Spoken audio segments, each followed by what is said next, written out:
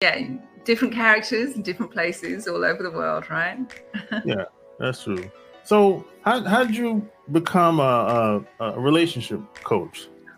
Yeah, beautiful question. I think from my own unhealthy relationships over the years, being able to recognize that I'm the single factor that's consistent in every single one of those relationships, it prompted me to kind of do some research, get some help, do some self-inquiry, and really understand my own relationship dynamic patterns. And what I've come and found has been life-changing. And so it's been the culmination of my life's work is now in serving people and helping them get through the kind of traumas and insecurities that I went through, that were mainly kind of linked to anxious attachment style, the anxiety and the not knowing if I'm going to be rejected, if I'm going to be abandoned, feeling like I've got to people please, and going out of my way to do things for others, where so much so that I lost a sense of who I was, and the fears that were running all of that ended up eventuating, I wouldn't be able to keep a long-term relationship, because I think I was just exhausting for someone else to be able to manage all of my emotional roller coaster. So yeah, I did all of that work, that self-discovery. And like I say, now I help men and women overcome those unhealthy relationship imbalances. So how do you even know?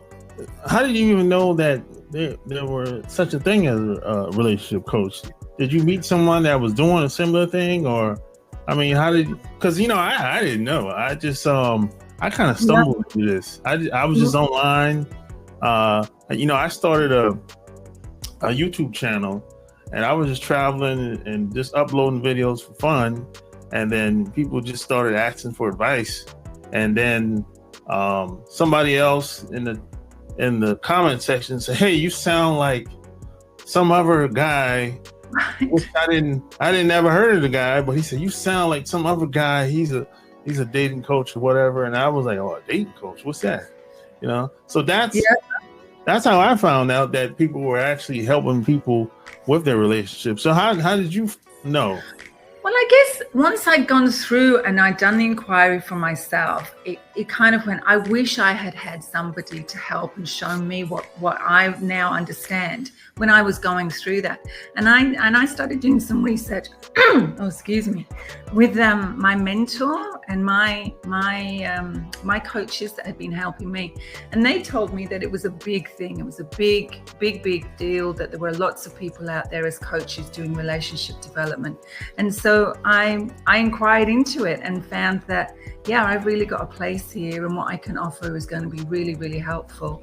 And it's just been part of an ongoing process that I've been looking into.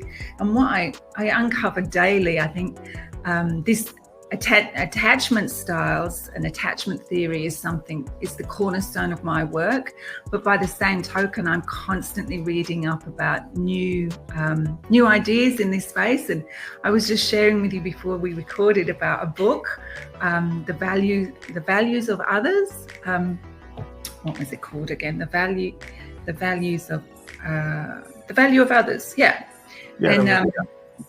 And it really talks about the sexual marketplace and how women in the typical kind of traditional model of heterosexual relationship, and that's not to exclude anybody else, but just to sort of caveat that's how he talks in the book, how women really hold the monopoly on the sexual marketplace. And men hold a monopoly on commitment. It was really interesting to understand this dynamic between the two players that are involved, and why we get into relationships, because we want something from the other person. Women want commitment and men want sex, in the very generalized, not to exclude any LGBT community people, but to kind of understand that it's that traditional dynamic. Yeah. I mean, it's not. There's all type of different relationships, but just generally speaking, yeah. I mean, if you have a man and a woman, I mean, there's a give and take, between each people, The woman might want a family, she might want kids, and the man he might want kids, but he probably want to, be financially, off, with, he want more than enough money, So it's I think it's always a give and take, but I think the problem with a lot of people is how they go about doing it. Sometimes, they come across the wrong way sometimes.